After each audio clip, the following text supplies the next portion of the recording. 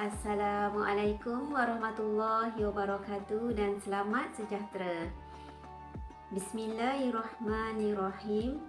Alhamdulillahirabbil alamin. Wassalatu wassalamu ala sayyidina Muhammadin asrofil anbiya'i wal mursalin wa ala alihi wa ashabihi ajma'in. Apa khabar murid-murid putra dan puteri yang cikgu kasihi?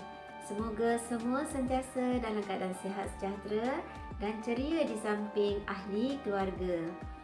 Baiklah, seperti biasa pertemuan kita dalam Pendidikan Islam tahun 4 bersama-sama dengan cikgu. Jom hari ini kita belajar dalam bidang akidah unit 3. Tapi sebelum tu, mari kita tonton petikan rakaman video ini. Hai orang-orang yang beriman, bertakwalah kamu kepada Allah dengan sebenar-benar takwa, dan janganlah kamu mati melainkan kamu mati sebagai seorang Islam. Baik, melalui rakaman video tadi, murid-murid telah mendengar petikan khutbah bahagian permulaan yang dibaca oleh khatib sebelum menunaikan solat Jumaat.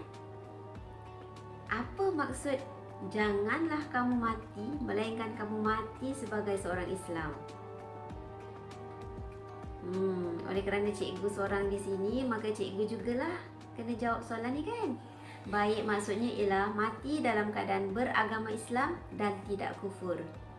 Jadi tajuk pelajaran pertemuan kali ini ialah kufur. Kaf, fa, waw, ra. Kufur. Baiklah murid-murid yang cikgu kasihi, sekarang kita pelajari pengertian kufur. Kufur bermaksud tidak percaya atau tidak beriman kepada Allah Subhanahu wa taala dan Nabi Muhammad sallallahu alaihi wasallam. Sekarang kita lihat pula hukum kufur. Hukumnya adalah sesat sebagaimana dalil nakli firman Allah Subhanahu wa taala, Bismillahirrahmanirrahim. Wa man yakfur billahi wa malaikatihi wa kutubihi wa rusulihi wal yaumil akhir faqad dhalla dhalalan ba'ida. Sadaqallahul Azim. Surah An-Nisa ayat 136, juzuk 4. Maksudnya, sesiapa kufur kepada Allah, para malaikat, para rasul dan hari akhirat, maka sesungguhnya dia sudah jauh tersesat. Baiklah, kita pelajari tentang bahagian kufur. Kufur terbahagi kepada dua. Pertama, kufur iktikad dan kedua, kufur amalan. Apa maksud kufur iktikad?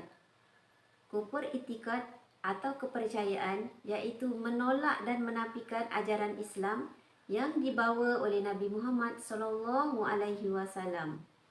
Contohnya, tidak mempercayai kenabian Nabi Muhammad sallallahu alaihi wasallam, tidak mengakui adanya balasan di akhirat, menolak hukum yang ada di dalam Al-Quran, dan kadang-kadang menyatakan solat itu seperti membuang masa.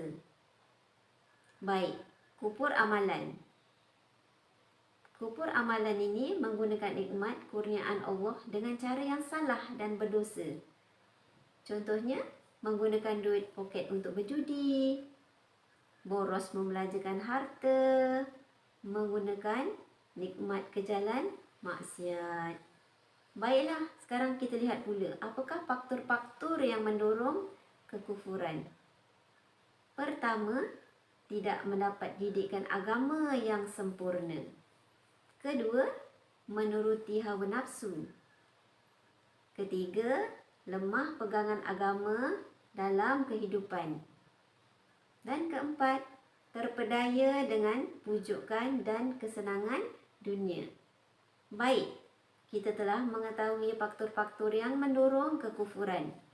Oleh itu, kita hendaklah berusaha untuk terus belajar mendalami ilmu agama agar kita memperolehi kepahaman yang jelas. Begitu juga kita berusaha untuk tidak mudah terpedaya dengan perkara-perkara atau perbuatan yang boleh menjerumuskan diri kita kepada kekufuran. Bersama-sama cikgu, adik Nur Kristina Adriana binti Nazim, mari kita dengarkan deklamasi sajak bertajuk Kesan Kufur. Assalamualaikum warahmatullahi wabarakatuh. Saya akan mendeklamasikan sebuah sajak yang bertajuk Kesan Kufur. Telah termaktub di dalam Al-Quran satu dosa yang sangat besar. Justeru diberi ancaman siksa dan azab bahaya. Kufur itu sungguh bahaya. Kufur merosakkan iman di hati. Dosa dan noda tiada dipeduli. Rahmat dan berkat berlalu pergi. Ketenangan hati juga tidak dimiliki. Benarlah, kufur itu merosakkan hidup insan. Justeru mengundang murka ilahi. Azab dan siksa tersedia menanti. Mohonlah agar kita dilindungi. Sekian, terima kasih. Alhamdulillah, terima kasih adik Kristina. Tahniah. Baiklah murid-murid yang cikgu kasihi, berdasarkan sajak kesan kufur itu tadi, mari kita senaraikan kesan-kesan yang terdapat dalam sajak tersebut. Pertama, dosa yang sangat besar. Kedua, ancaman siksa dan azab. Ketiga, sungguh bahaya. Yang keempat, merosakkan iman di hati. Kelima, tiada rahmat dan keberkatan ilahi. Keenam, tidak mendapat ketenangan di hati. Ketujuh, merosakkan hidup insan. Dan kelapan, mengundang murka Allah. Seterusnya, 4 tindakan menjauhi kufur. Pertama, menjaga amal dan ibadah. Baik, bagaimanakah kita boleh menjaga amal dan ibadah? Ya, kita perlulah sentiasa melipat gandakan amalan. Kita hendaklah sentiasa berhati-hati memperkatakan sesuatu seperti mempersendakan agama, ingkar hukum syarak atau melakukan perbuatan yang secara terang bertentangan dengan syariat Islam. Ia boleh membatalkan iman. Amal ibadah hendaklah dengan ikhlas dan dilakukan kerana Allah Subhanahu wa Ta'ala. Kedua, sentiasa berdoa dan memohon untuk memantapkan iman.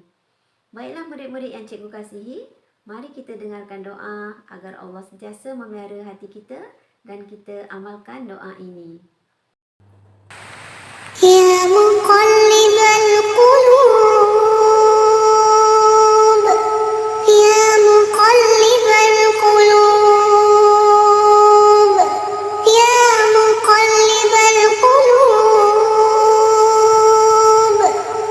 sabbit qalbi ala dinik, sabbit qalbi ala dinik, ya muqallibal qulub,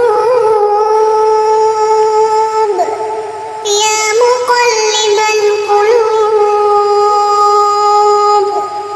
sabbit qalbi ala dinik, sabbit qalbi ala dinik.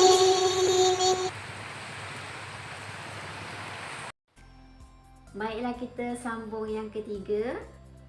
Sentiasa menambahkan ilmu pengetahuan, iaitu dengan menghadiri majlis ilmu.